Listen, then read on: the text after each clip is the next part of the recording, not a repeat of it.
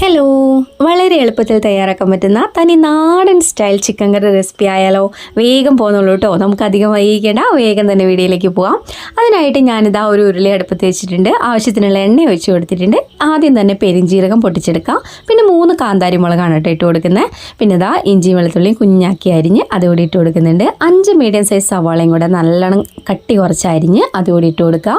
സവാള കാടി കിട്ടാൻ വേണ്ടിയിട്ട് അല്പം ഉപ്പും കൂടി ചേർത്ത് നല്ലതുപോലെ വഴറ്റി കൊടുക്കാം കേട്ടോ. നല്ലതുപോലെ എണ്ണ തെളിഞ്ഞ് കാണുന്നത് വരെ സവാള വഴറ്റി കൊടുക്കണം. അപ്പോൾ ഇതാ കണ്ടോ, നല്ലതുപോലെ വഴന്ന് കിട്ടിയിട്ടുണ്ട്. ആ സമയത്ത് കുറച്ച് കറിവേപ്പിലയും കൂടെ ആഡ് ചെയ്ത് കൊടുക്കുക. അതിനുശേഷം നന്നായിട്ട് ഇളക്കി കൊടുക്കുക കേട്ടോ. ഈ ഒരു സമയത്ത് നമുക്കിതിലേക്ക് ആവശ്യമായിട്ടുള്ള പൊടികൾ എടുക്കാം. അപ്പോൾ ആദ്യം തന്നെ മഞ്ഞൾപ്പൊടിയാണ്. 1/2 ടീസ്പൂൺ മഞ്ഞൾപ്പൊടി എടുത്തിട്ടുണ്ട്. 1/2 ടീസ്പൂൺ മഞ്ഞൾപ്പൊടി മതിയാവും കേട്ടോ. കുറച്ച് നമ്മൾ ചിക്കനിൽ തിരുമിയിട്ടുണ്ട്, അതുകൊണ്ടാണ്. ഇനി 2 ടേബിൾ സ്പൂൺ മല്ലിപ്പൊടി ഇട്ട് കൊടുക്കുന്നുണ്ട്. 1 ടീസ്പൂൺ ചിക്കൻ മസാലയാണ് കേട്ടോ ഇട്ട് കൊടുക്കുന്നത്. ഒരു സ്പൂൺ മതി അത്. പിന്നെ ഒരു 3 ടേബിൾ സ്പൂണാണ് ഞാൻ മുളക് പൊടി എടുത്തിട്ടുള്ളത്. സാധാരണ മുളക് പൊടിയാണ്, കാശ്മീരി ചില്ലി അല്ല.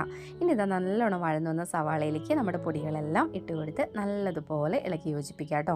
ആ മസാലയുടെ പച്ചമണം മാറുന്നത് വരെ നല്ലതുപോലെ ഇളക്കി യോജിപ്പിച്ച് കൊടുക്കാം. നല്ലതുപോലെ അത് മസാലയുടെ പച്ചമണമൊക്കെ മാറി വരുന്ന ടൈമിൽ വേണം നമുക്ക് ചിക്കൻ ആഡ് ചെയ്ത് കൊടുക്കാൻ. ഞാനൊരു 750 ഗ്രാം ചിക്കനാണ് എടുത്തു വെച്ചിട്ടുള്ളത്. അത് മഞ്ഞൾപ്പൊടിയും കുരുമുളക് പൊടിയും ഉപ്പും ഒരു നുള്ളു മുളക് പൊടിയും കൂടെ ഇട്ട് തിരുമ്മി വെച്ചതാണ് കേട്ടോ. 1/2 മണിക്കൂർ തിരുമ്മി വെച്ചതാണ്.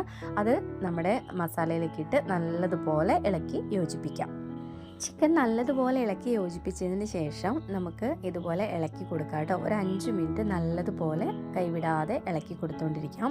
അതിനുശേഷം മാത്രം നമുക്ക് ഒരു 5 മിനിറ്റ് അത് അടച്ചു വെച്ചിട്ട് കുക്ക് ചെയ്യാം കേട്ടോ.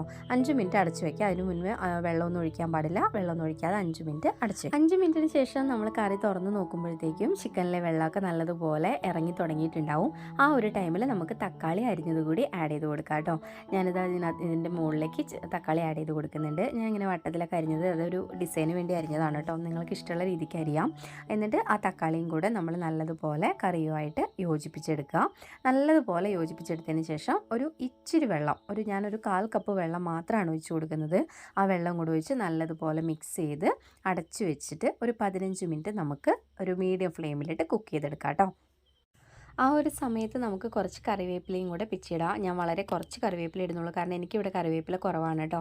അങ്ങനെ 15 മിനിറ്റിന് ശേഷം ഇതാ നമ്മുടെ കറി അത്യാവശ്യം നല്ലതുപോലെ കുറുകി വന്നിട്ടുണ്ട്.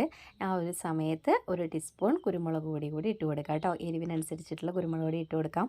ഞാൻ 1 ടീസ്പൂണാണ് കുരുമുളക് പൊടി ഇട്ട് കൊടുത്തത്. എന്നിട്ട് നല്ലതുപോലെ ഇളക്കി. അപ്പോൾ നമ്മുടെ കറിയുടെ കളറൊക്കെ നല്ലൊരു ബ്ലാക്ക് കളർ പോലെ ആയി വന്നിട്ടുണ്ട്. അപ്പോൾ നല്ലൊരു ടേസ്റ്റാണ് കേട്ടോ കറി. എല്ലാവരും ട്രൈ ചെയ്ത് നോക്കണം. നല്ല നാടൻ സ്റ്റൈൽ കറിയാണ്. നല്ല ടേസ്റ്റാണ്. ചപ്പാത്തിക്കും ചോറിനും അതുപോലെ തന്നെ എല്ലാത്തിനും ഒരുപോലെ കഴിക്കാൻ പറ്റുന്ന നല്ലൊരു റെസിപ്പിയാണ്. എല്ലാവരും ട്രൈ ചെയ്ത് നോക്കുക.